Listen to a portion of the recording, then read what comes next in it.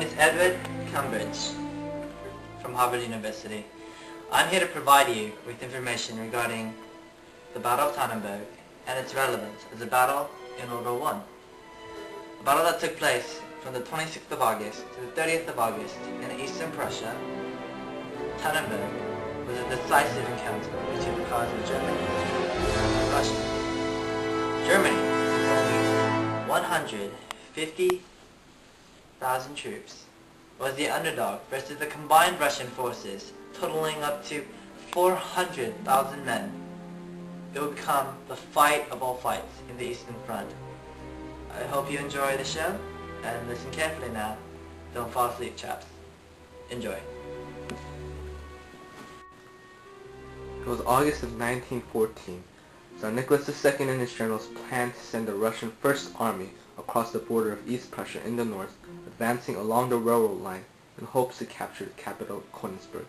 They hoped to draw in the German defenders towards the capital, while 4 days later, the Second Army from the south would move in, strike north, and cut the German army off, surrounding it and capturing Königsberg. Surprised by the quick mobilization, German troops withdrew from the city of Glumbolen to Vistula.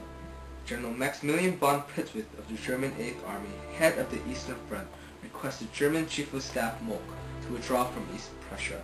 But Molk, afraid of the political uprising to withdraw from Prussia, quickly dismissed Prittwitz for Paul von Hindenburg and Erich Landerdorf. During this time, Russian First Army General Ramenkov suddenly halted to treat his wounded and rest, even though he greatly outnumbered the German troops.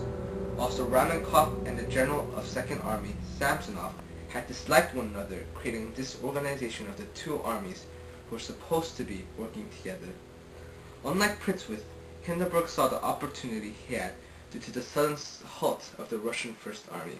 He realized that the railways, which the Germans still held, could be used to quickly move and reposition troops to hold certain strategic positions. Hindenburg had a plan. While Samsonov of the Second Russian Army was moving forward, on August 24th, Hindenburg moved one corps using the railway to the western flank of the advancing Second Army. Samsonov of the Second Russian Army had small skirmishes as he went along, and was confident with each victory he gained. Hindenburg, aware of these messages, sent two corps south to meet the oncoming Second Army. Spreading his troops and artillery, he realized that he could create the illusion of a bigger force than he actually had. He left one corps up north to defend an attack if Ramenkov of the First Russian Army decided to push forward. But Hindenburg was confident such an attack would not be coming due to the conflict between the two Russian generals and the interception of the Russian messages. On August 27th, the German armies held light fighting between Samsonov of the Second Army and Germans' two corps. Samsonov, confident that he had outnumbered the Germans, pushed forward to the two corps on the railway. But on August 28th, he did not realize the peril of being surrounded by the Germans. On August 29th, Hindenburg was fully able to surround the Russian forces with the one corps from the western flank and the two corps from the north, defeating Samsonov's Second Army and strategically winning the Battle of Tannenberg.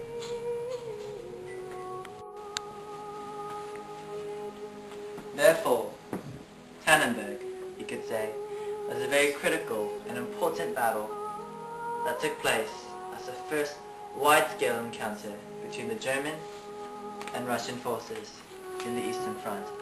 The outcome, as you saw, ended with the crippling defeat of the Russian Second Army, with 95,000 Russians captured, 30,000 killed, 10,000 wounded.